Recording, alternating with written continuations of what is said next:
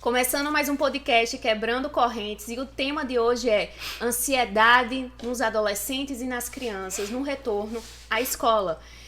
Talvez você conheça alguma criança ou algum pai que está reclamando que os seus filhos estão passando por esse momento.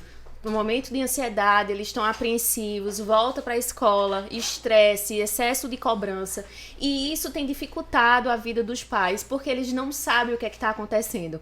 Esse podcast é exatamente para isso, para te esclarecer o que é que está acontecendo com o teu filho, para que você possa ajudar a tua criança e o teu adolescente a ter um ensino melhor, a ele ser mais autoconfiante e para que ele fique bem saudável emocionalmente e na saúde mental também. Hoje temos aqui uma convidada especial, Simone. Eu gostaria que você se apresentasse, falasse o que você é e de onde você trabalha, como é o seu processo nessa dinâmica das escolas e tudo que você tem aqui para nos oferecer hoje. Um prazer estar aqui, minha gente. Eu sou pedagoga, gestão e organização de escola e já trabalho com educação há quase 30 anos. Né? Isso primeiro dentro de sala de aula, depois comecei a mesclar a sala de aula com a coordenação, e foi aí onde houve a migração só para a coordenação, realmente, e hoje a gente enfrenta esses desafios pós-pandêmicos, em que não são desafios fáceis, e a gente vai ainda enfrentar por muito tempo, coisas que nem professor, nem pai, nem aluno nunca passou, nunca foi preparado para isso, não existiu receita, não existiu manual, e aí a gente está tentando, aos poucos, orientar, fazer com que os alunos eles possam lidar com essas ansiedades, com essas angústias, com esses medos da melhor forma possível, para que possam render dentro do que se pede hoje, né? Das metodologias ativas, que cada vez mais elas precisam aparecer junto com a tecnologia usada realmente para o crescimento dessas crianças, tanto emocional como em termos de conhecimento didático e pedagógico. Temos também a nossa outra convidada, Shirley, terapeuta, que também está nessa dinâmica das escolas, dessa preocupação com os adolescentes. Também tem um adolescente em casa, então ela sabe muito bem, ela acompanha, né? Como é a dinâmica, como foi as dificuldades dentro de casa com as crianças e o retorno delas à escola. Então, assim, muito obrigada por todas vocês estarem aqui. É um prazer. E eu gostaria de fazer a primeira pergunta a você, Simone. Como está sendo o retorno das crianças e adolescentes para a escola? Gente, esse ano 2022, a gente nem pode dizer que 2021 foi um retorno completo, porque em 2021 ainda alguns atropelos, ainda teve que parar um momentinho, né? Mas agora em 2022, com esse retorno quase que integral, podemos dizer assim, não descartando o ensino híbrido, que infelizmente algumas famílias ainda precisam em caso de alguma doença, principalmente aqui em Caruaru agora nessa época, com essas viroses sazonais. Então, a Secretaria de Saúde informou para todos e orientou em que as crianças, principalmente da educação infantil, elas precisariam ficar um pouco mais em casa para se resguardar. Então, alguns pais ainda realmente precisam desse ensino híbrido, que nós sabemos que eles não vão mais, nós não vamos poder mais trabalhar da forma que a gente trabalhava antes da pandemia. Né? É um novo momento, é um momento em que a gente aprende a cada dia e começa daí também a juntar-se às famílias, chamar cada vez mais os pais para estarem no processo ensino-aprendizagem dentro da escola, para que eles entendam que a escola sozinha, ela também não vai poder fazer milagre, e os pais hoje, infelizmente, com todo esse enfrentamento de percas que houveram na pandemia, desse enclausuramento, dessa época em que eles passaram com os filhos dentro de casa, mas que eles não conseguiram ficar com os filhos, teriam que trabalhar, a maior parte ficou em home office, então com isso houve também esse distanciamento desses alunos, desses jovens, dessas crianças, em que ficaram a maioria do tempo ali nos seus celulares, nos seus tablets, nos seus notebooks e só estavam em casa. Mas os pais, de uma certa forma também, acabaram se distanciando um pouco, mesmo com essas crianças dentro de casa. Então, eu acho que a receita hoje para a gente enfrentar tudo isso é a família juntar-se à escola, aos terapeutas, aos psicopedagogos, para que juntos possamos encontrar um caminho de sanar aos poucos, não vai ser também do dia para a noite, mas de sanar aos poucos essas dificuldades e aí enfrentarmos esse novo normal. É interessante, Simone, essa fala que você disse, porque você falou assim, os pais estavam dentro de casa com os filhos, mas nunca estiveram tão distantes. E você percebe a dinâmica de como é a dinâmica das pessoas, né? Os pais não entendem, e as crianças também não entendem, que o ser humano, ele foi feito para estar em sociedade, ele foi feito para estar com contato humano. Então, os pais ficam no celular, os filhos ficam no celular e eles não têm contato, eles não têm aproximação, eles não se comunicam, não há diálogo dentro de casa, não há conversa. E por isso mesmo que os pais não conhecem, não sabem o que é que está acontecendo com seus filhos. É mais fácil uma professora saber o que está acontecendo com seu filho do que o próprio pai, do que a própria mãe. E não por falta de amor. Porque eu gosto de dizer que existe muito amor, né? Mas por quê? Porque não existe uma dinâmica de afeto, de tentar entender, de conversa, de diálogo. E isso, infelizmente, vem muito lá de trás. Isso. Né? Porque lá atrás era tudo frescura, né? Tudo que a gente fazia era frescura, as pessoas não... se você tá com medo, isso é frescura. Isso não tem nada a ver. Vai ter que pisar, vai ter que comer. E era aquela coisa forçada e você tinha que ser forçado a fazer as coisas ou reprimir as suas emoções. Só que hoje, a geração de hoje, infelizmente, ela não sabe lidar com as suas emoções. Por quê? Porque vem uma cultura que você vai reprimindo suas emoções, vai reprimindo. E as crianças de hoje estão praticamente explodindo. E aí vem a ansiedade, e aí vem a depressão, como você mesmo disse, todos os dias, né, crianças estão passando mal nas escolas por crises de ansiedade. E teve uma pesquisa em São Paulo que falou que as crianças, no retorno da pandemia, a cada 10 crianças, 7 estão com ansiedade. Exatamente. Então, altíssimo. E a ansiedade, a internet também gera muita ansiedade nas crianças. Aquela aceleração. É a época do fast food, né? Que as pessoas querem tudo imediato. Então, as crianças, elas não sabem lidar com os conflitos. Elas não sabem lidar com o tempo de espera. Então, elas querem tudo imediato, querem atenção, querem tudo. E isso também está dificultando. Shirley, por favor. Isso. Simone, eu gostaria de saber como é que vocês estão lidando com essas crises na escola. O que é que está sendo feito?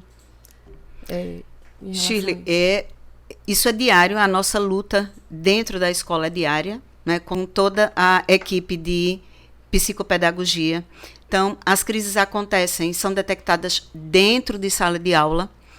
Os professores vão até a coordenação e começam a pedir ajuda, então eles são encaminhados à coordenação. A gente entende aquele primeiro momento do pânico, do choro, da falta de ar, que realmente não é falta de ar, são os sintomas, os primeiros sintomas que começam aparecendo em qualquer dificuldade que eles tenham dentro de sala de aula. Eles estão muito com essa coisa do medo, do sair de casa e ir novamente em encontro ao social, em encontro até com as outras pessoas ali compartilhando dentro de uma sala de aula com mais 30 pessoas, né, o dia a dia, os seus medos, as suas capacidades que eles não deixaram de ter, mas eles ficaram de uma certa forma. A gente, quando entrou nesse ensino online, ninguém tinha receita.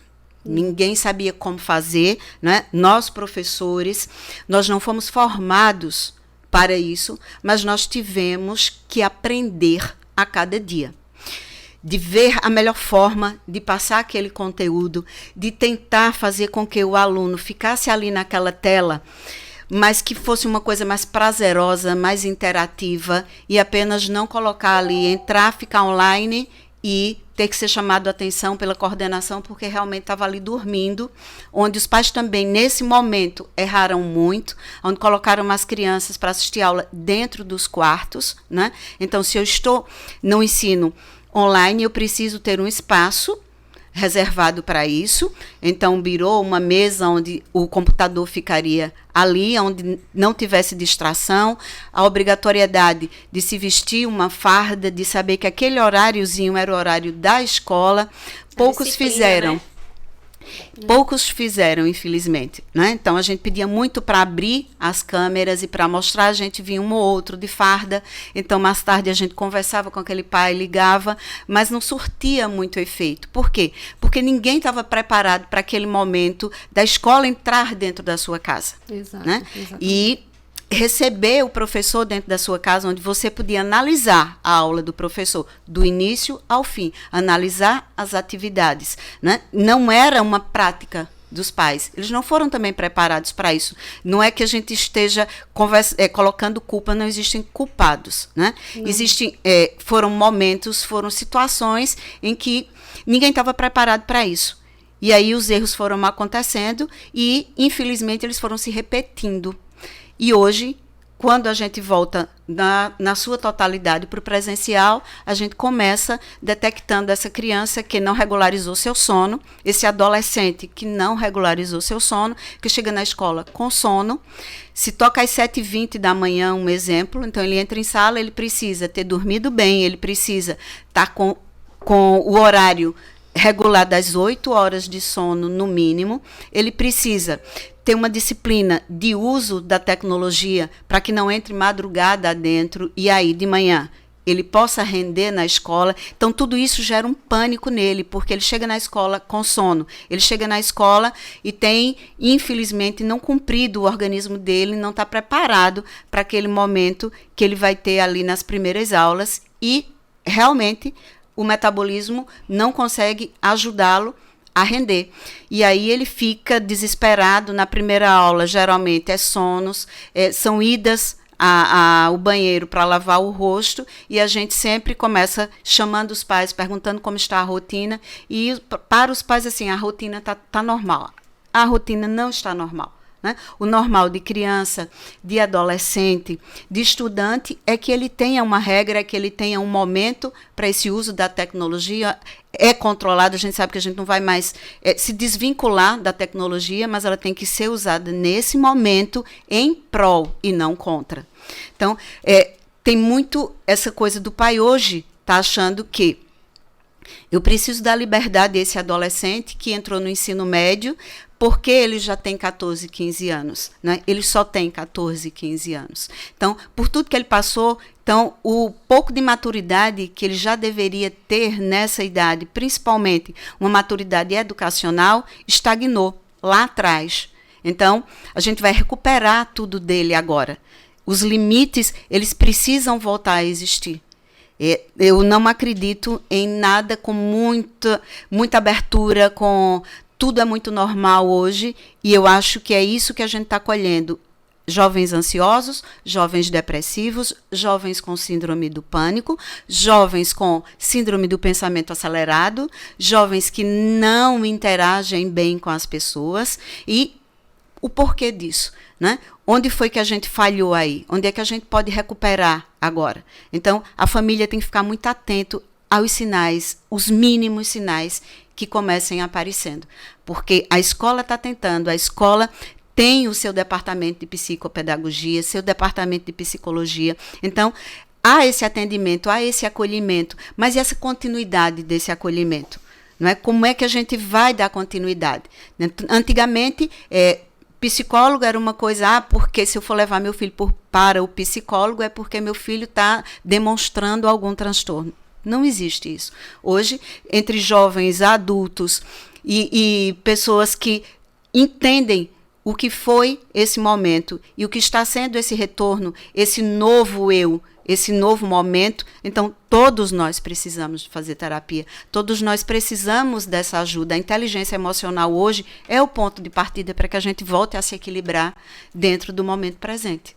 E Simone, você falou uma coisa bem importante aí, que não adianta, é o que eu sempre falo, não adianta você, como terapeuta, tratar a criança, porque a criança, ela é totalmente dependente do pai. O adolescente também, ele é totalmente dependente do pai. Então, não adianta a gente fazer uma dinâmica com um adolescente, com a criança, se quando ele chega em casa, o ambiente não está adequado para ele. Exatamente. Então, os pais, eles jogam as crianças na escola. Resolve. A escola tem que resolver, tem que ensinar. né? Jogam as crianças num terapeuta, mas se esquecem que a maioria dos casos, os pais têm um poder de influência. Se o pai é ansioso, se a mãe é ansiosa, como o filho não vai ser? O filho é reflexo da criança. Isso. Precisa ser um trabalho em conjunto, né? Sim, não é só a escola. Não adianta, como você falou, não adianta colocar na escola, achar que a escola tem a obrigação de entender e de ajudar o seu filho adolescente, sua criança. Não. Precisa estar em conjunto com a família. E às vezes, Shirley, não é nem o ajudar, porque existe a ajuda, né? Mas é em resolver a questão. Exato. Nós passamos, em média, 6 horas com esses alunos, né? A maioria agora, o ensino médio tem uma carga horária bem maior, principalmente o primeiro ano do ensino médio. Então, tem dia que eles ficam conosco em torno de 6, 7 horas. Ótimo, ali nós estamos fazendo o trabalho. Ele vai chegar em casa e todas as regras da casa dele vão ser burladas. Então, ele volta para a escola, a gente, no outro dia, vai tentar o mesmo trabalho, a mesma técnica, mas quando ele chega em casa, volta o padrão de sempre, então, que é essa liberdade exacerbada. Isso, e isso confunde demais a cabeça deles, né? Porque em casa eles têm uma forma de interagir, né? E na escola é outra forma. O que você falou a respeito do ensino quando ficou online, nem todos os pais ficaram parados em casa, né? Isso. Então, aconteceu muito da criança estar só, do adolescente estar só. Foi muito difícil, né? Para os pais também. Para estudar. Muito. E, na verdade, não teve esse acompanhamento. A maioria não teve esse acompanhamento dos pais. Não porque não quis, até porque não estavam prontos, como você mesmo falou, não estavam prontos para isso. E a criança e o adolescente passou muito tempo só também, não é isso? Isso, e a gente costuma dizer, ele foi hóspede da casa dos pais. Isso. Né? Aí, e alguns ainda, quando chegam para atendimento, que a gente precisa, depois do atendimento com o jovem, com o adolescente, com a criança, a gente precisa chamar os pais. Né? Então, todo mundo tem que ser chamado e tem que partilhar aquilo ali, porque a escola vai encaminhar. E aí, a família vai ter que tomar conta, a família vai ter que ver aonde está errando. A família também tem que parar e tem que entender que algumas dessas situações, elas se dão dentro de casa e isso é levado para a escola e não ao contrário. Né? As situações não são formadas na escola e ele leva para casa. Então, ele está trazendo as suas ansiedades, os seus medos, o seu afastamento, de uma certa forma, dos pais, porque erradamente eles pensaram assim: 2 anos dentro de casa praticamente, e eu estou vendo tudo. Nem viu, nem conseguiu ver, porque não estava preparado para isso. E, de uma certa forma, como, Shirley, você acabou de dizer, os que não estavam em home office precisaram sair para trabalhar. E aí não se prepararam um local, não pensaram na estratégia de assistir aula, de fazer um espaço para isso, e aí foi onde o aluno ficou solto. Hoje, não é aqui em Caruaru, não é no nosso colégio, mas no geral, em todos os congressos, em todas as palestras que a gente participa, nos workshops, em todos, isso Sudeste, isso a nível de Nordeste, é se colocado isso, né? Que o déficit que os alunos ficaram de aprendizagem não é em 2022, não será em 2023 que vai ser solucionado, isso vai ser gradativo. E os déficits maiores em português, matemática, química, física e biologia, né? Então, isso não vai ser sanado agora, isso não vai ser sanado em 1 ano, em 2, não. A gente vai isso gradativamente, com a ajuda da inteligência emocional, com a ajuda do equilíbrio emocional de crianças e da família, para que isso possa acontecer. Senão, esse déficit, infelizmente, a gente vai ver aí nas faculdades, no ensino superior e na formação desses profissionais que a gente coloca no mercado aí todo ano, entregando os terceiros anos, infelizmente. E a pergunta, a gente está falando muito sobre isso, mas como a ansiedade atrapalha no rendimento escolar das crianças e dos adolescentes? Primeiro desafio, tivemos um caso bem propício ontem, onde se tinha um trabalho para apresentar de uma determinada matéria e o aluno não sentiu-se preparado, não se preparou, infelizmente, um aluno de um 7º ano, tá? Então, anos iniciais aí do Fundamental 2, e quando foi se aproximando a hora da apresentação, então ele começou com falta de ar, com um aperto no peito, e o professor encaminha para a coordenação. Quando chega lá e eu quero a minha bombinha e eu quero, vamos conversar, o que é que está acontecendo? Aí o choro começa e aí a gente já entende que é alguma coisa ligada a alguma impossibilidade que ele colocou na cabeça. Não vou conseguir apresentar, eu não estudei direito e eu não vou ter a nota. Aí a gente vai e senta, peraí. O que foi que aconteceu? Por que você não se preparou? O que foi que aconteceu para você não conseguir fazer o seu trabalho? Qual é a matéria? Isso a gente vai puxando e eles começam dizendo assim, uma coisa simples, vamos dizer, um trabalho de arte. E eles se sentem impossibilitados de fazer isso, por quê? Com aquele medo de se expor, de ir lá e apresentar o seu trabalho, mesmo que ele esteja pronto, mesmo que o trabalho, ele tenha propriedade daquilo ali, mas é aquela fobia de, eu não vou lá para frente, porque eu posso ser julgado, eu não vou porque eu não quero que meus colegas vejam, eu não vou porque o professor pode me corrigir. Então, eles começaram com esses medos absurdos, em que antes isso era muito fácil. Antes era timidez, né, Simone? Isso, a gente Hoje, costumava dizer sempre assim, né? Fulaninho, ele é muito tímido. Hoje, ele é ansioso, ele desenvolve síndrome do pânico, não dorme à noite, social, né? Tem fobia social e não quer enfrentar os seus medos. E assim, uma coisa bem interessante que você disse, que é normal a gente sentir medo. Todo ser humano, ele sente medo. Então, é normal a gente sentir medo, é normal a gente sentir aquele friozinho na barriga quando vai apresentar. Inclusive, os maiores artistas, eles falam que quando eles vão se apresentar, por mais que eles sempre façam shows, eles ainda sentem aquele friozinho na barriga. E o medo faz parte, né? O medo instiga, eu tenho que passar aquilo ali, né? Mas existe uma certa dinâmica que não é normal. É você passar mal antes de apresentar um trabalho, é você ficar se tremendo depois. Eu ouvi um caso de uma menina que ela começou a se arranhar depois que ela apresentou o trabalho, porque ela estava muito mal, muito ansiosa. E isso os pais não compreendem. Eles não dizem assim, isso é normal, às vezes você sente medo, mas vai dar certo. Por quê? Porque eles reprimem muitas emoções, eles não tentam entender o emocional, eles não conversam com a criança para entender o emocional da criança, que é muito importante. Ensinar essa dinâmica de dizer, olha, é normal sentir medo, o pai também sente, a mãe também sente, isso é normal. Mas eles acham que isso é uma coisa normal que acontecia com eles e a criança também. E que assim, ele não conversa. Filho, você vai apresentar o trabalho, você não precisa tirar 10. Sim. Você não precisa ser o melhor. Você só precisa participar. Aquele compound positivo, porque assim, os pais, eles cobram muito das crianças. E nos índices aqui que eu pesquisei, dizem que 18% das crianças relatam sentimentos de esgotamento e pressão. Por quê? Porque existe essa pressão dos filhos darem o máximo de si, porque é a única coisa que eles fazem, mas não existe a compreensão.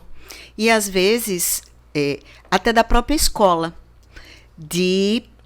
por ser uma escola com um método mais tradicional, nós trabalhamos com o sócio-interacionista, né, então com metodologias ativas, e a forma de se abordar um tema, ele não necessariamente está ali ligado àquele livro, tanto físico como o livro virtual, nem às plataformas, nem ao que a gente chama muito hoje de receita de bolo. Né? Então, eu tenho um tipo de compreensão, você pode ter outro tipo de compreensão, e você me dá o que eu estou realmente passando e querendo que você me entregue de uma forma diferente do que Maria entregou para Fernando, né? E Fernando entregou de um jeito, Maria entregou de outro, e ambos conseguiram chegar onde eu queria.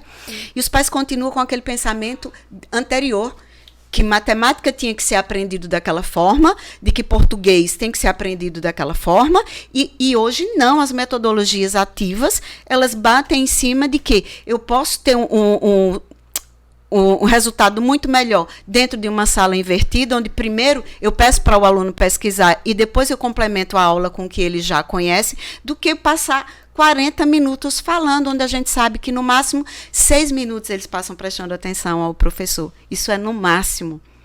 E depois eles dispersam. Eles não têm nenhum déficit de atenção, mas isso é normal até adulto. né? Então, eu tenho que fazer pequenos ajustes ali no conteúdo. Então, eu falo um pouco aqui, eu estigo, faço uma brincadeira. Então, puxo ali, vem cá e vamos brincar, vamos contar. Dentro da metodologia. Não saiu de dentro da aula dele de matemática. E daqui a pouco ele retorna, aí volta mais 6 minutos. E aí ele tem como render. Mas uma aula de 40 minutos, nos dias atuais, expositiva, e você querer que a criança, o jovem, o adolescente, ele renda como a gente rendia anteriormente, aí está fadado realmente ao fracasso. A dinâmica mudou, a Até geração porque mudou, né? nesse período que ficaram em casa, ficou muito mecânico. Eles tinham as perguntas, iam lá na internet e olhavam a resposta. Não tinha essa questão do estudo, de fato, de pesquisar e compreender o que estava pesquisando. É o copia e cola, Isso. né? Não é isso? E isso atrapalhou muito, muito o ensino, né, Simone? E hoje a gente retorna nessa coisa do forçar você a falar. Né? O que você achou disso? E um não quer falar, outro não quer, mas aí aparece um lá atrás que fala, que interage, que ajuda os outros. Daqui a pouco, olha, eu posso falar, eu também posso. Eu vi isso. Então, é isso, gente, aprendizagem. Né? Então, é um conjunto. O professor tem que ter essa sensibilidade. O colégio também.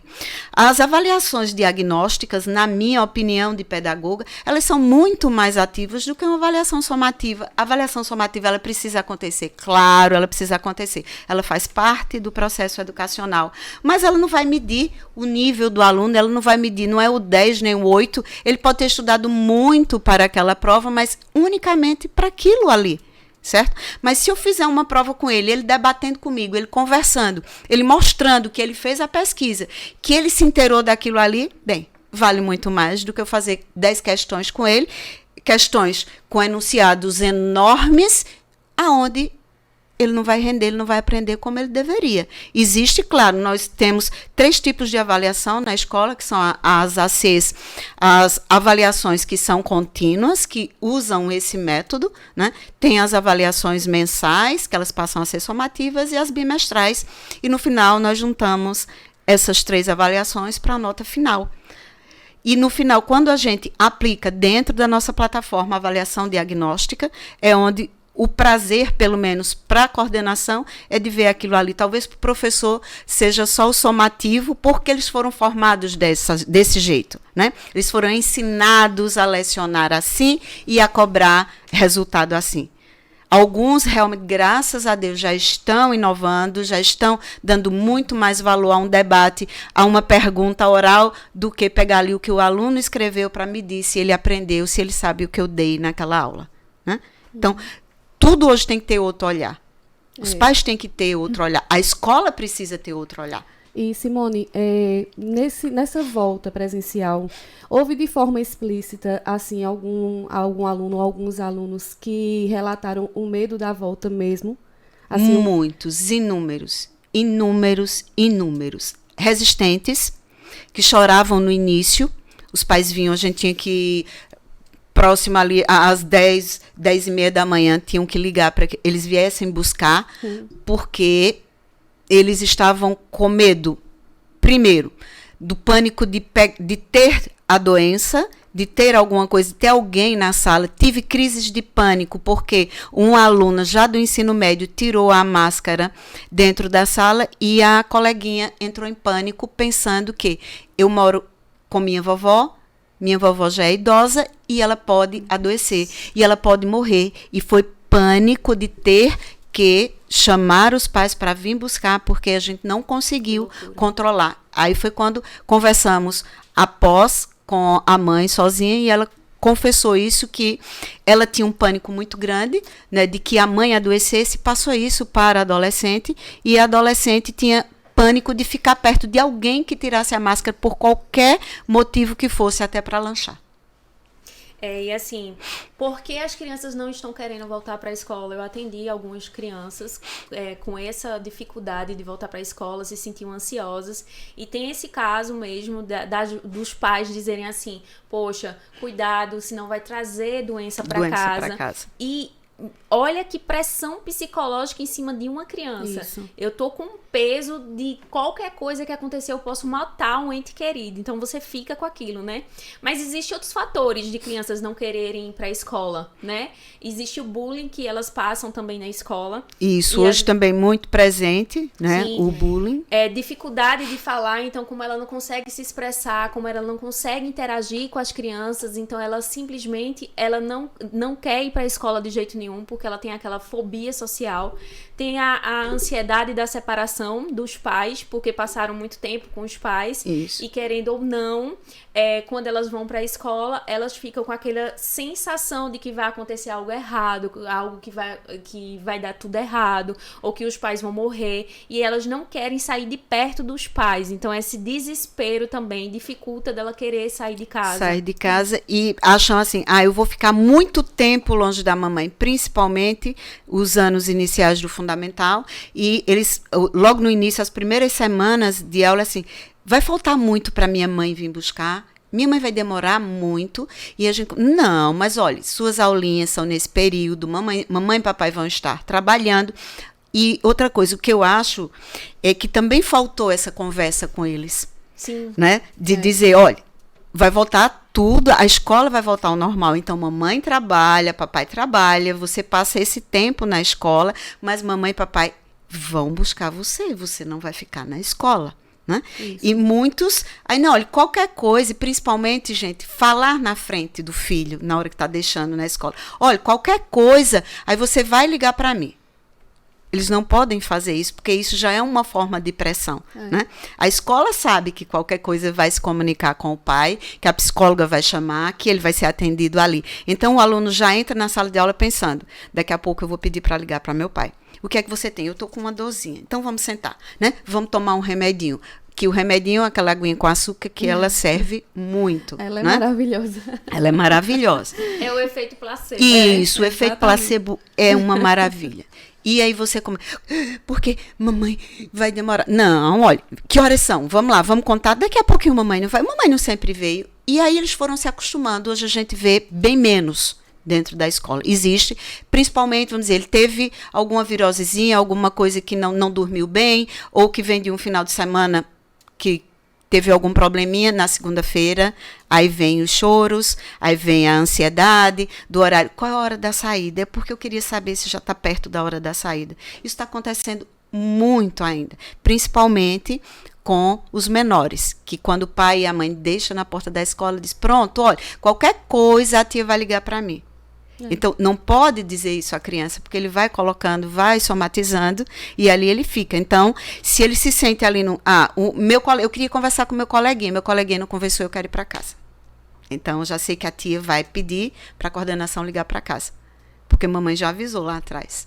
Então, e trazendo aqui também a questão da superproteção versus pais ausentes. Isso. Né? Porque isso daqui traz também a superproteção, ela é doentia, ela não deixa a criança se desenvolver, ela não deixa a criança lidar com conflitos, e existe também o excesso de ausência, que isso também tem interferido. Isso. O que é que você acha disso, Shirley? Eu acho o seguinte, que em relação a isso, Laís, o que é que acontece? Eles desenvolvem de várias formas a depressão, a ansiedade, e o que é que está acontecendo muito também é a agressividade nas escolas. Exatamente. Né? Eles estão mais intolerantes e também, assim, achando que qualquer coisa que eles fizerem, como você falou, papai e mamãe estão ali para passar a mão na cabeça. Não é esse nome. Isso. Está acontecendo muito agressividade também. Porque os professores sendo ameaçados, né? Professores, colegas, e você vê muitos vídeos, né? Que por coisa boba estão se agredindo, né? Por um brinquedo. Vamos dizer, nós temos o dia do brinquedo. Né, no F1 infantil, o dia do brinquedo. Então, eu levo um brinquedo e meu colega leva outro, eu me interessei, que na verdade o dia do brinquedo é justamente para isso, para que eu possa brincar com o outro, com o meu brinquedo, o outro também possa brincar, eu possa brincar com o brinquedo do outro. Né? Mas se eu não gostar daquilo ali, então a primeira coisa é ou o choro, ou o empurrar o colega, ou querer afastar o colega, ou verbalmente falar algo para o colega, né? E, na maioria das vezes, é uma defesa, E é algo que não é trabalhado em casa, que é esse o compartilhar. Né? Eles não sabem o que é empatia, mas a gente pode trabalhar a empatia com eles sem especificar o conteúdo da empatia. Né? Então, existe isso também, né, Shirley? Onde essa superproteção dos pais, às vezes pela ausência, às vezes por não entenderem, por não buscarem ajuda, eles também, infelizmente, acabam fazendo isso. Eu vou encher meu filho de coisas materiais, já que eu não posso estar com ele, já que eu tenho meus horários muito cheios, já que eu tenho meus compromissos sociais, então eu vou encher meu filho, eu vou dar um iPhone de última geração, eu vou dar um notebook de última geração para ele, um tablet maravilhoso, jogos caríssimos, porque meu filho ele vai ter tudo, onde a única coisa que ele precisa é dar atenção. A única coisa que ele precisa. Para que ele comece a aprender a compartilhar, a ver o outro como ele, a respeitar o outro para ser respeitado. Isso a gente sabe que, infelizmente, não está sendo trabalhado nas famílias. E vê, a gente estava falando sobre sistêmica, né? E essa sistêmica vem lá de trás. Por quê? Foram adultos, hoje, que são pais, que não tiveram condições financeiras, muitas vezes, que faltou alguma coisa dentro de casa, que o pai era ausente e não dava nada, que a mãe também era ausente e não dava nada, não supria. E ele disse, quando eu crescer, eu vou ter meu filho e vou tudo dar diferente. Tudo que ele quer. Tudo que eu não tive. Tudo que eu não tive, eu não dou. E aí você enche seu filho de coisas materiais, mas se esquece de dar o que é o mais importante, que é amor, carinho e atenção. A afetividade, ela infelizmente está deixando essa lacuna. Os pais estão deixando essa lacuna e trocando pelo material, por bens. Sim, e aí, como a gente sempre fala, as pessoas dizem, não, mas é um pai tão bom, esteticamente a gente vê um pai maravilhoso, uma mãe maravilhosa, eles realmente amam seus filhos, mas eles estão esquecendo de dar amor e carinho, que é o que a criança realmente precisa, né? Criança, ela precisa de amor, carinho e afeto, e você não entende. Por que minha criança tá ansiosa? Porque esse menino tá fazendo isso. Eu dou tudo pra ele. A primeira fala é essa, eu dou tudo. É isso, né? Eles falam direto, né? Não falta nada. Não falta nada. A única obrigação dele é estudar. Mas antes de ter, ele precisa ser. Exatamente. E olha, Simone, é o que a gente sempre fala, né? Pessoas, elas querem... E essa dinâmica que os pais estão fazendo hoje com seus filhos, isso está acontecendo com eles também. Isso. Porque eles estão buscando, os adultos, eles buscam ter. E são pais ansiosos, pais depressivos, pais totalmente felizes. Por quê? Porque eles acham que coisas vão suprir aquilo que está vazio neles, sabe?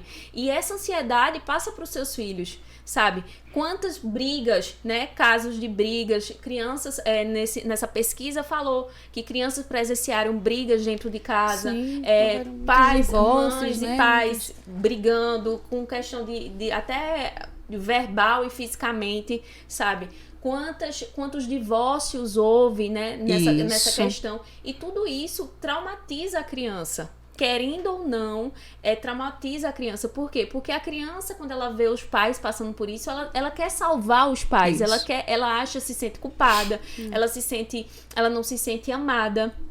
Né? Existe essa dinâmica. Ela vai ficando esquecida, né? Na verdade, se sente abandonada nesse meio. Eles esquecem que o adulto ele tem que poupar essa criança disso, né? Eles precisam, já que eles se acham tão adultos, tão maduros, né, e tão resolvidos e tão individualistas, eles precisam saber que no momento em que eu escolho ter um filho, minha vida não é mais única, individual e eu. É uma responsabilidade. Né? Então, eu preciso ver o meu filho como um todo.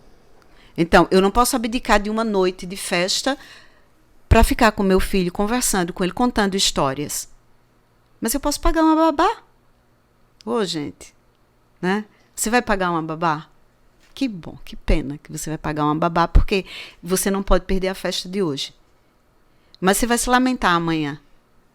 Né? Festas, todo dia tem. Todo mundo precisa de vida social. Claro. Mas antes que a gente tenha filho, a gente tem que pensar muito. Eu estou preparado para abdicar? Eu estou preparada emocionalmente para que na hora da discussão eu não coloque a criança para presenciar? Na hora que todo mundo tem seus momentos ruins, todo mundo tem seus momentos em que, infelizmente, né, acontecem coisas e que há esse debate entre o marido e a mulher, Sim. mas esse debate não pode ser entre pai e mãe. E envolver a criança, né? Porque existe isso muito dentro de casa. Porque é o que eu o mais pai e a aprendo nas mãe, terapias. quando eles se separam, eles não dividem de que se separou o marido e a mulher. Exatamente. O pai e mãe nunca. Então, eles têm que preservar o pai e a mãe. É sagrado para a criança, é sagrado para o adolescente, Exatamente. é sagrado para o jovem. Mas não está sendo sagrado para os pais. Então, esses filhos estão sendo realmente prioridade ou é foto de capa de revista? É porque eu acho que não houve uma conscientização ainda do que realmente acontece, né? Eu acho que os pais, eles tentam acertar. A gente sempre vai ferrar nossos filhos, né? Emocionalmente. Porque já fiz terapia de pessoas traumatizadas até hoje porque ficaram sozinhas no berço. E não tem como uma criança não ficar sozinha no berço. Claro. Não existe isso. Então, uma hora ou outra a gente vai errar como pais. Mas o que a gente pode fazer emocionalmente para que isso seja amenizado? Pais que ficam dizendo, porque seu pai faz isso, porque sua mãe faz isso. E envolve a criança num problema que não é dela. Criança é criança. Criança não tem que lidar com conflitos adultos. E não porque minha criança é amadurecida. Eu sempre escuto. Não porque ela é muito madura. Lida muito bem com isso. Lida muito bem com isso. E a criança, na verdade, ela está se mostrando forte, né? Eu mesmo já tive que fazer terapia em relação a isso. Por quê? Porque eu me mostrava forte para ajudar minha mãe e simplesmente me ferrei emocionalmente. Ia somatizando isso. Sim. Sabe? E assim, a gente tem que ter muita cautela com isso. Os pais têm que entender que eles são pais, não as crianças que têm que tomar conta deles, que têm que ajudar eles, né, com as carências dele. Quantas pessoas têm filho para a sociedade, filho para suprir as suas carências e não entendem a importância do que é ser pai, do que é ser mãe. E eu costumo dizer muito assim, problema de adulto é de adulto, problema de criança é de criança. Então, não façam esse link, não coloquem crianças como moeda de troca, porque infelizmente o resultado é terrível. Ansiedade e depressão. Exato. Eu estava observando, eu assisti uma entrevista de uma psicóloga, ela explicando que é tão importante, é simples, parece simples, mas é tão importante você perguntar ao seu filho do dia a dia da escola. Como foi a escola, né? Porque às vezes o filho chega, o pai e a mãe estão trabalhando, passa o dia fora, né? Chega à noite, não existe um diálogo. Como foi? Aconteceu alguma coisa de diferente? Você sentiu dificuldade em alguma coisa? É muito difícil isso acontecer, mas é tão importante. Essa fala, não é, Simone? Essa Shirley, fala... foi muito engraçado você tocar aí, porque essa semana tivemos a semana todinha de reunião, como eu conversei com você, de pais e mestres, e uma das falas de um dos palestrantes que nós trouxemos foi ele dizendo assim, quando você pergunta ao filho como foi seu dia, o que é que ele vai dizer? Normal. A resposta é essa agora, normal. E tal aula, normal. Eles não querem dialogar. Mas, se você arrumar uma estratégia de dizer assim, tua professora, ela cortou o cabelo. Tua professora de português, ela cortou o cabelo. Cortou o cabelo? Sei não, mãe. Já conseguiu que ele desse mais 3 palavras, certo? Ela cortou, não. Eu achei que ela tinha cortado o cabelo. Não prestei atenção não, mamãe. Será que a professora fulana cortou o cabelo? Presta atenção. Você conseguiu que ele desse mais 3 ou 4 palavras com você, certo? E você vai conseguindo dia a dia, no outro dia. Aquele teu professor que toca violão, ele dá aula, e o meu professor toca violão, você vai instigando, você nem sabe. Mas você vai jogando, é você que tem que ser inteligente. Teu professor, eu não sei se ele toca violão. Não, mas eu acho que ele toca violão. Pergunta a ele se ele toca violão. E aí, realmente, eu vou... Por quê? Seu filho gosta de violão, seu filho gosta de percussão. Pergunta se na escola aula de música. Aí ele vai dizer, eu não sei, eu não estou indo para aula de música. Vê quantas palavras ele já deu com você, ao invés de só normal. Só normal. Então e vai sem puxando... contar que desperta nele a vontade de observar. De observar. Eu vou observar mesmo se a professora cortou exatamente. o cabelo. Eu vou ver se o professor realmente toca violão ou percussão. Isso. Eu vou ver se o professor tem alguma coisa diferente que eu não prestei atenção. E você vai construindo, né? Construindo o diálogo. Isso. Não Se existe. passa de Uma normal comunicação para 3, 4 afetiva, palavras né? hoje, Isso. amanhã ele já pode lhe dar 10 palavras. E daqui a pouco você senta com ele, você pode pegar um material e vamos discutir isso aqui. O que é que tu acha? Esses dados que estão aqui, vamos pesquisar esses dados. Agora precisa querer. Precisa ter tempo para isso. Você precisa se doar. É muito importante. Falando de mim um pouquinho agora, eu criei esse hábito com meu filho. E tem hora que a gente conversa que o tempo, sabe? O tempo vai embora e é tão gostoso. Se as pessoas entendessem o quanto isso é gostoso, é importante, Isso. sabe? Porque você conhece até o gesto.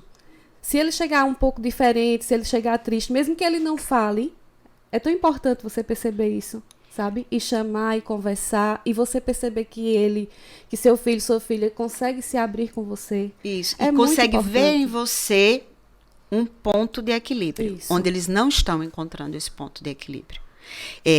Eu digo a vocês assim com propriedade, hoje a escola, psicopedagoga, pedagoga, psicóloga, professor, ela conhece muito mais teu filho do que você. Pois é. Sim. E esse ponto aí que você trouxe era a próxima pergunta que eu ia fazer. Como está a dinâmica dos pais em relação às escolas, a cobrança que existe? Então, assim, os pais, eles estão entendendo que seus filhos estão com ansiedade? Como é que eles recebem quando a escola diz assim, ó, seu filho precisa de uma atenção a mais, seu filho tá com problema, seu filho precisa ser olhado? Como os pais estão recebendo isso e como eles estão na questão da dinâmica? Eles estão interagindo, eles jogam a culpa na escola, a culpa no psicólogo? Como é que tá sendo essa loucura? Vou te dar o exemplo dessa semana. Em cada nível, vamos dizer assim, eu vou te dar um número por cima, grosso. No Fundamental 2, eu tenho 170 alunos no Fundamental todo.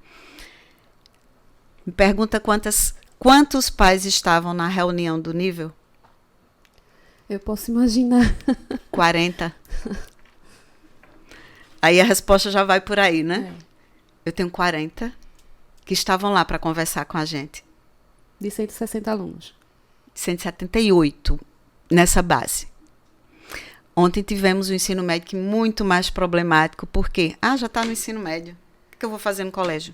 A adolescência Terceiro é uma fase ano? mais difícil, né? Terceiro ano, está terminando, vai para a faculdade. Não tenho mais o que ver lá, não. Ensino médio. A base é 150 do ensino médio hoje. Pergunta quantos estavam lá ontem com a gente. Foi mais frustrante ainda. 30. Do terceiro ano do ensino médio. 3. E que é a fase da adolescência mais gritante. Exatamente. É quando eles estão com excesso de cobrança, eles não têm autoconfiança, eles não sabem qual é a decisão que vai tomar, qual é o vestibular que vai fazer. Então eles estão num nível de estresse totalmente no topo, assim.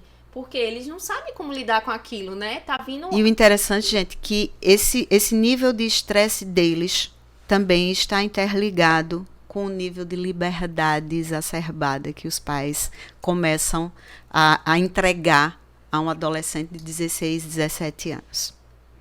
Então, hoje, eles são muito por eles. Se você chama um pai do terceiro ano, provavelmente ele não irá. No dia, de certeza, ele não irá. Depois, se a gente insistir, 2, 3 dias, ele chega lá e diz assim, vai demorar muito, porque eu tenho muito compromisso. Ora, naquela hora, o seu compromisso é seu filho. O senhor tem que ter essa hora para seu filho. Mas ele tem sempre um compromisso marcado. Dos 30 de ontem, 3 levantaram antes do término. Tinha outro compromisso. Ou seja, não era o filho a prioridade. Pois é, Certo? porque o que está em questão não é a reunião em si, é tratar Não é do a seu reunião. filho, né? É tratar... os pais pensam assim, eu vou na reunião de pais e mestres para receber reclamação. Não, reclamação você recebe quando a coordenação precisa, chama você, ela não vai reunir você. Nós fizemos palestras, nós entregamos materiais, nós trouxemos gente muito capacitada para ver se a gente conseguia ter outro tipo de chamada com eles, né? Mostrar na realidade. E alguns, olha, é porque eu tenho um compromisso. Agora eu vou precisar me ausentar antes de terminar. Ok. Os professores estavam lá, nós pedimos e nós conseguimos. Você sabe o quanto é difícil, né? Até porque a maioria tem faculdade, tem outros colégios, trabalham em cursinho, mas nós conseguimos um bom número. 2 ou 3 no final foram. A gente olhava eles conversando ali com os pais. Só 2 ou 3. A gente lida com isso também, né, Laís, no consultório, porque o pai, a mãe leva seu adolescente, sua criança para ser tratada, mas não é só isso. É como se eu, Laís, a gente desse conta não, e vocês de vão resolver. A receita está com vocês. A receita está conosco, que não é bem assim, né, Laís? A gente é o caminho, a gente tem o caminho, mas não é só o seu filho que tem que ser tratado, que tem que ser assistido. O pai e a mãe precisam, é muito importante. E muitos chegam lá, Laís, assim, a psicóloga mandou me chamar, sabe o que ela quer comigo? Não, papai, você vai ter que sentar com ela e conversar com ela, tá? Ou mamãe, Fica você vai ter... uma prévia do assunto. Uma prévia. Quando nós fizemos os convites que enviamos, vários WhatsApp, por favor, me passa a pauta da reunião. É também a época do fast food, né? Eles querem tudo pronto, querem tudo entregue. Ou seja, eu vou ler, se me interessar, se não interessar, eu não vou, não. E vai ser tratado o quê? E se esquece que nós somos seres humanos. Humanos. Nós não somos máquinas, nós não somos telefone, nós não somos internet, E- nós somos seres humanos. e o interessante- a gente precisa de atenção. Sim. Vai ser tratado o quê? Melhoria para você e para seu filho. Só isso que vai ser tratado. E eles não entendem que Só se isso for basta melhorado, né? A dinâmica dentro de casa é melhorado, a saúde da criança. E aí vem a questão, né? Quando você vê uma criança com crise de ansiedade na escola, que você liga pro pai, o pai já vai com raiva, porque saiu do Isso, compromisso. do compromisso. Chega lá, aí você diz, tem que ter uma atenção com a tua criança, ela tá com depressão, ela tá com crise de ansiedade, tá tendo uma crise de ansiedade direto aqui. Aí a pessoa diz, eu não vou pagar uma terapia porque é caro. Isso é frescura, isso não existe. E ainda a primeira coisa, não entendo por quê. Se eu dou Não tem tudo. porquê. Não tem porquê ter ansiedade. Não tem porquê ter síndrome do pânico. Não estou entendendo. Uns recebem muito bem, agradecem, que toda regra tem exceção, de dizer é mesmo e caem no choro e contam o que estão passando, né? certo? E pedem ajuda, Infelizmente é uma certo? minoria, né, Simone? mas bem minoria mesmo. Sim, e aí o que acontece? Eles recebem isso, não dão o devido valor do que é, porque acham que isso é uma coisa normal e não é. dão andamento ao tratamento, não dão andamento ao pedido de ajuda. Sim. E o que acontece? A criança hoje, ansiosa e depressiva, vai ser... A tendência dele é ser um jovem, um adulto depressivo, com tendência suicida. com depressão, com ansiedade 1000 vezes maior, porque tudo começa na infância. Então, se você... o pai não consegue entender. Se você detecta o que está acontecendo hoje com tua criança e com teu adolescente, e você trata isso, leva ele para terapia, cuida do teu ambiente, cuida da tua criança... A tendência de teu filho não ter mais isso é 1000 vezes mais do que esperar ele chegar na fase adulta e se tratar por conta própria. Ou se lamentar. Exatamente. Às vezes como não tá dá tempo e se lamenta. Né? E aí vem um caso que eu lembrei de uma cantora que o filho dela postou um vídeo no TikTok, eu não lembro o nome. Foi Valquíria Santos, né? E o filho postou um vídeo no TikTok e aconteceu do pessoal ficar falando e ele se suicidou. E ela arrasada lá. E quando eu ouvi aquilo ali, eu disse, poxa, tem alguma coisa por trás disso. Ninguém, por causa de um videozinho no TikTok, se suicida. Porque alguém chamou. E daí, quando a gente vai lá atrás... Aí escuta que a tia da criança, ele disse, minha tia, o que é que vai dizer, não sei o que, e ficou com aquela apreensão que já existia dentro da casa. E levou a criança a fazer isso. E os pais não entendem que o ambiente ele conta, o ambiente influencia, que a casa influencia, sabe? Olha, os pais precisam cada vez mais estar atentos aos sinais, aos mínimos que sejam, aos sinais. Certo? Uma noite sem dormir de uma criança, o que está acontecendo? Se ela não está doente fisicamente, né? Se está tudo bem, alimentou-se direitinho. Então, o que foi aquela noite de insônia? Mas é só, não dormiu. Se se repetir, é um alerta, acende lá a luzinha. Exatamente. Certo? A gente viu, acredito que 2 semanas atrás, se vocês acompanharam também, uma escola aqui, religiosa em Caruaru, ela teve que fechar porque houve ameaças nas portas do banheiro de adolescentes de que iriam fazer a mesma chacina que aconteceu nos Estados Unidos. Sim. Tá? E aí correu todo mundo e todos preocupados, né? E muito preocupados, porque alguns dizem, ai meu Deus, isso não vai acontecer. E não, e por que acontece lá? Sim. Qual é a diferença? O Foi só uma desequilíbrio emocional brincadeira? não é um desequilíbrio emocional Estados Unidos, é um desequilíbrio emocional da humanidade. Tá? Então, por isso o colégio fechou um dia inteiro e ainda está sob investigação, de olhos de câmeras, de se todo o grupo estava atento. Agora é que qualquer sinal, qualquer portinha que fecha com 2 minutinhos a mais, se vai lá, por quê? Todo mundo tem que ficar alerta. E a pergunta que eu faço é, o que leva um adolescente a fazer isso? É Tudo chamar isso a que- atenção dos pais. Tudo isso que a gente vem falando é um grito. É um grito de Eu socorro, preciso, eu preciso ser olhe visto, pra mim. olhe pra mim. E os pais só não isso. entendem isso, sabe? É só isso, sabe? Quantas vezes até nós como adultos fazemos terapia, por Isso. quê? Porque os pais não olham pra gente, não olhou pra gente e a gente vai carregando esse peso, sabe? Isso tudo é só pra chamar a atenção dos pais, pra ser visto. É um grito de socorro. É um silêncio gritante, não é isso?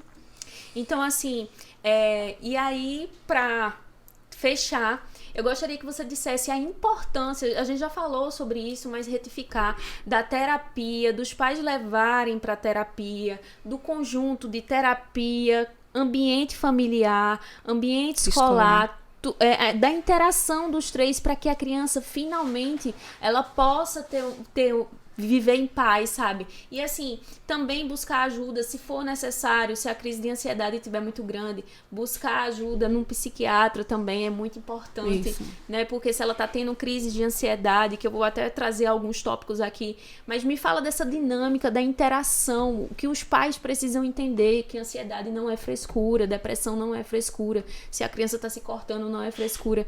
Me fala dessa importância, por favor.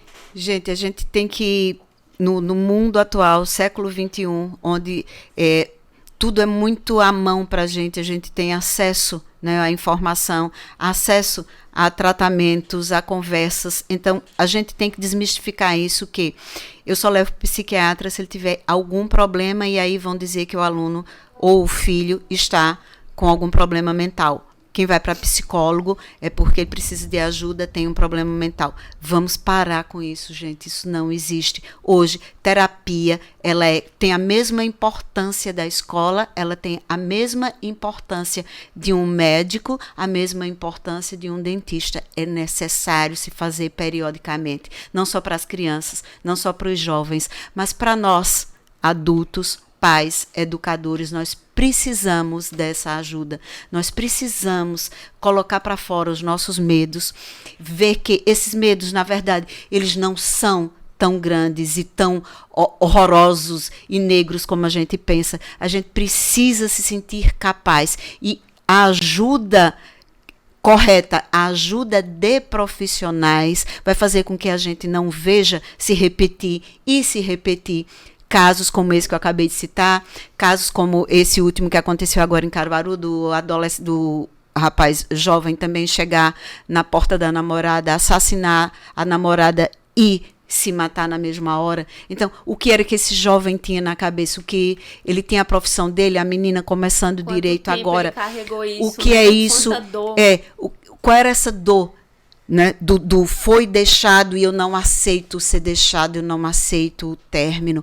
Nossas crianças têm que lidar assim com as frustrações, nossos adolescentes também, para que sejamos e tenhamos adultos equilibrados, para que a gente depois não vá se lamentar. Né? A gente educa a criança, a gente prepara a criança para a gente não precisar sofrer quando adulto, nem punir esses adultos por A ou por B, por coisas que a gente poderia ter evitado antes.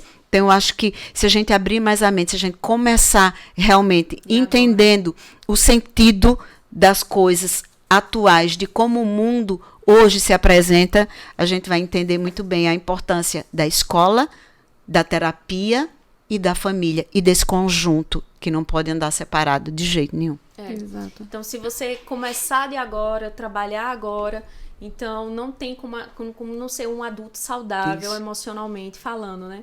E assim, eu sempre gosto de citar qual é a diferença de ansiedade normal para ansiedade que precisa ser olhada, que precisa ser tratado. Porque as pessoas ainda têm dúvidas. Tudo hoje é ansiedade, tudo é depressão, e não é. O que é ansiedade normal? Nós, seres humanos, somos seres ansiosos. Por natureza. A gente está sempre pensando em algo, sempre refletindo. Nossa mente não foi feita para estar parada. Então, a gente está sempre pensando. Isso é normal. O que não é uma ansiedade normal, que precisa ser olhada, que precisa de tratamento, é quando o adolescente, ou a criança, ou o adulto fica com excesso de medo, sentimento de angústia, as coisas nem aconteceram e você já está pensando no que deu errado. Isso, que e já vai começa dar errado. Apresentando questões físicas Sim. a partir disso aí. Que é tontura, sudorese, medo excessivo, Falta de ar, tremor, tremores, diarreia, né? Há muitas crianças, elas fazem xixi nas calças, né? Por causa do medo excessivo. E essas tremores, exatamente isso que você disse. E isso precisa ser olhado. Aí sim precisa de terapia, precisa cuidar da tua criança. Não negligencie.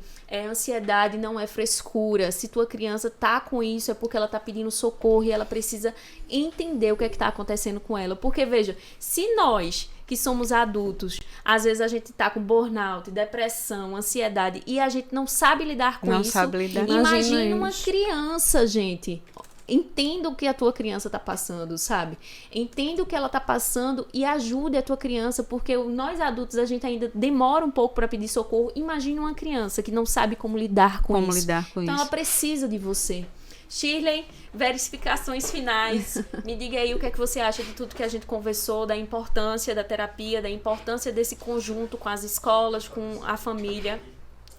Sim, é bem importante que tenha outro olhar a partir de então, a partir dessa volta à escola. É muito importante um novo olhar do pai, da mãe, da escola para a criança. É muito importante, enquanto há tempo, para não ser uma coisa que vá, assim, a longo prazo, como você citou no início, vir acarretar problemas mais sérios. Então, está em tempo, né? Claro. Está em tempo e eu acredito, sim, que esse conjunto, essa união é muito forte para a cura da criança, não é isso? Simone, você quer falar mais alguma coisa? Não, só essa coisa do reforçar. Vamos olhar para essas crianças, para que não venham a ser adultos desequilibrados, adultos que não vão formar uma família saudável, que não vão ser um profissional de sucesso, porque tudo isso, gente, está interligado. Então, vamos assumir os nossos compromissos à escola, à família, e que esses compromissos também se estendam aos profissionais que cuidam da saúde da mente. Simone, muito obrigada. Shirley, obrigada muito a vocês, obrigada. minha gente. Foi incrível. E eu quero trazer uma coisa que eu acho que a gente não falou sobre isso. Pais, olhem para vocês também.